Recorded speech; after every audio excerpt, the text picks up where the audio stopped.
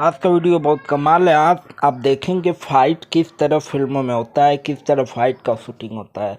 तो आपके सामने दिख रहा है यह फाइट का सीन का प्रैक्टिस हो रही है और इसी तरह का फाइट होती है। तो आप देख सकते हैं किस तरह का जंपिंग करते हुए यहाँ से फाइट मास्टर आते हुए कुर्सी को फेंकते हुए। और यहाँ पर आप देखिए का भी पैर का एक्शन चालू होगा। देखिए पैर टच हुआ हल्का और फिर यहीं से अब देखिए टेबल पे आपका प्लेट रखा हुआ है। अभी उस प्लेट को भी दिखाया जाएगा और किस तरह शो किया जाएगा आपके सामने दिख रहा है। अब देखिए इस तरह की फिल्में कंप्लीट होती है, इस तरह से लोग मेहनत करते हैं। इस तरह से बहुत ज़्यादा टफ होता है और बहुत ही ज़्यादा आसान भी होता है, बस करने का अलग अलग तरीका होता है। अगर आप भी फिल्मों में, वेब सीरीज़ में, सीरियल में काम करना चाहते हैं तो दिए हुए नंबर पे व्हाट्सअप करें और अपना आर्टिस्ट कार्ड बनवाएं, अपना एक्टर कार्ड बनवाएं, ऑडिशन दें, फिल्म, सीरियल, वेब सीरीज़ में काम करें।